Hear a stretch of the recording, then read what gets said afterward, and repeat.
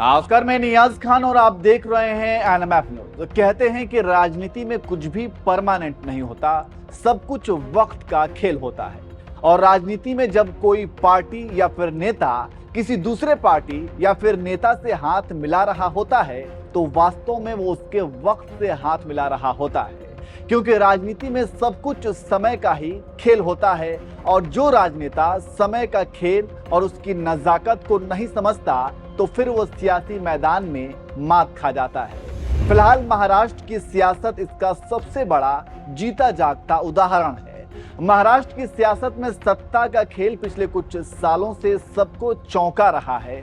सत्ता पाने और सत्ता बचाए रखने या फिर सत्ता को छीनने के लिए किस तरह से सियासी दांवपेच खेला जाता है, ये महाराष्ट्र में आप देख सकते हैं। ये सब कुछ महाराष्ट्र की सियासत में देखने को मिल रहा है।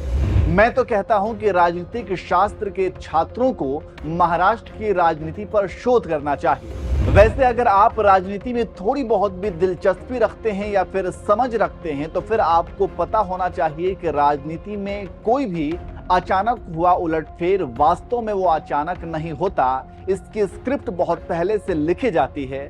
शतरंज के खेल की तरह सभी प्यादों को सेट किया जाता है और फिर सही समय पर सही चाल चल दी जाती है।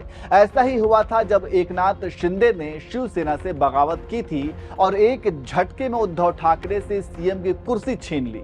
और इसके बाद महाराष्ट्र में आरोप प्रत्यारोप का खेल चलता रहा। इसी बीच एक साल बाद फिर से महाराष्ट्र में एक बड़ा उलटफेर हो गया और इस बार एनसीपी में दो फाड़ हुआ और चाचा शरद पवार और भतीजा अजीत पवार अब आमने सामने हैं।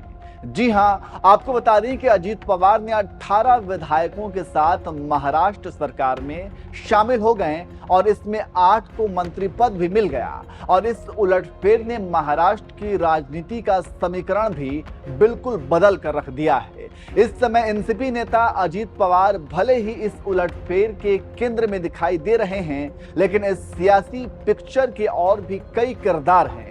एक किरदार तो गृह मंत्री अमित शाह भी हैं। उनकी एक बैठक ने इस बगावत को हरी झंडी दिखाने का काम किया था।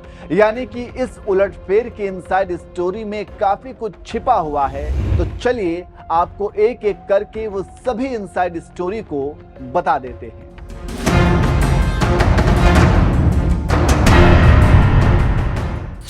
अमित शाह ने की थी सीक्रेट मीटिंग।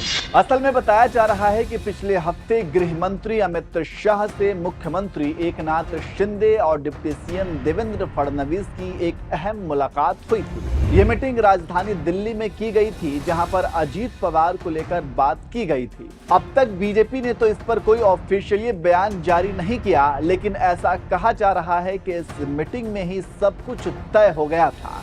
जानकारी के मुताबिक सीएम शिंदे और डिप्टी सीएम देवेंद्र फडणवीस ने महाराष्ट्र की राजनीति में एनसीपी में चल रही बगावत की जानकारी दी थी, जिसके बाद अजीत पवार पर फैसला लिया गया और एनसीपी में दो फाड़ की स्क्रिप्ट को शाह की मौजूदगी में फाइनलाइज कर दिया गया। अब इसके बाद सवाल ये भी है कि आखिर अजीत पवार से बीजेपी को फायदा क्या है। तो आपको बता दें कि इसके दो फायदे हैं।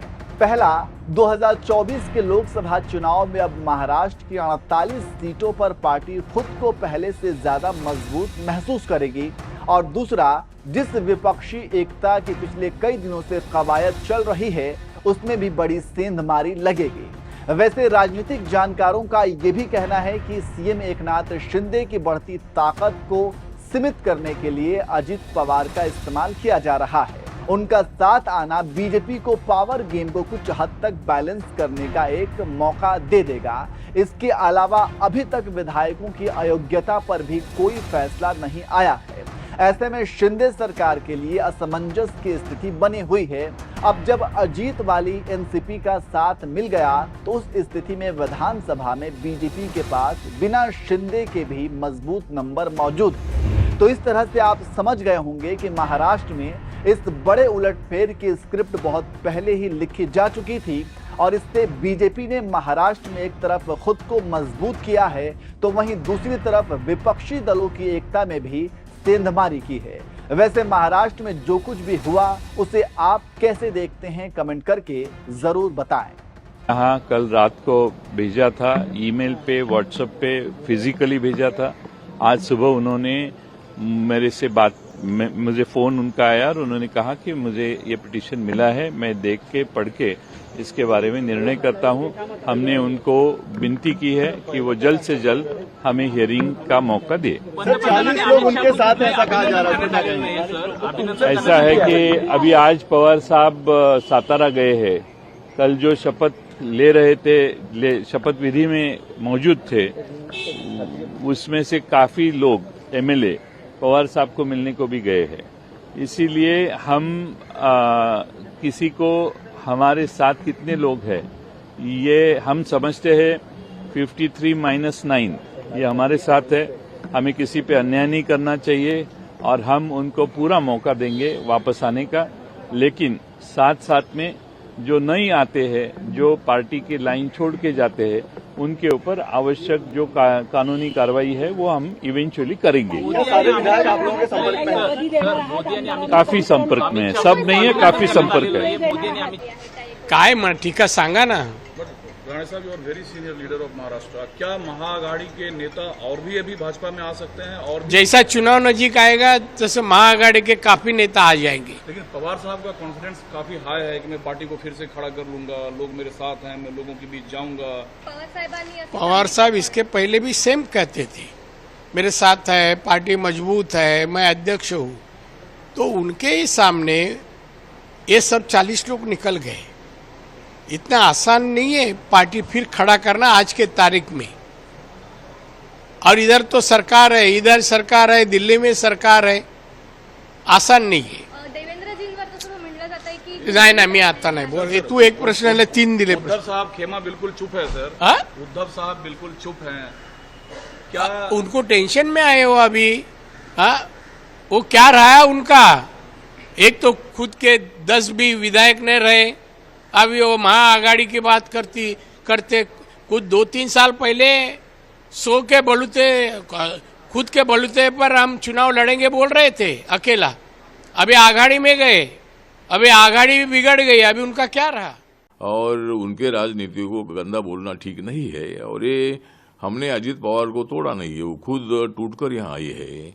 और खाली अजीत पवार ही नहीं, तो कल कुछ दिनों में बिहार में भी इसी तरह का बंड हो सकता है, क्योंकि माननीय नीतीश कुमार जी के निर्णय पर लोग और उनके एमएलए नाराज है। और जिस तरह मतलब आरजेडी छोड़कर वो बीजेपी के साथ आए, माननीय नरेंद्र मोदी जी ने बीजेपी के 77 एमएलए और आरजेडी के मतलब आरजेडी को छोड़कर आने के बाद जब उनके 45 एमएलए चुनकर आए थे नीतीश कुमार जी के, उसके बावजूद भी मतलब उनको मुख्यमंत्री पद दे दिया था। लेकिन कुछ दिनों के बाद वो फिर आरजेडी के पास चले गए। तो इसीलिए एमएलए में, विधायकों में नाराजी है। और बिहार में भी इसी तरह का बंड हो सकता है। उत्तर प्रदेश में भी जो जयंत चौधरी जी है, जो मतलब इंडिया के साथ आ सकते हैं, वो पटना की मीटिंग में नहीं गए थे। आजकल वो अखिलेश यादव जी के साथ नाराज चल रहे हैं और वो भी मतलब हमारे साथ आ सकते हैं। और आगे ये भी हो सकता है कि अखिलेश यादव जी के जो समाजवादी पार्टी के एमएलए है उसमें भी फूट हो सकती है। और लोग देख रहे हैं कि भाई देश का विकास करना है तो मोदी जी के साथ जाना होगा। इसी तरह की बहुत जगह पर बंडखोरी हो सकती है।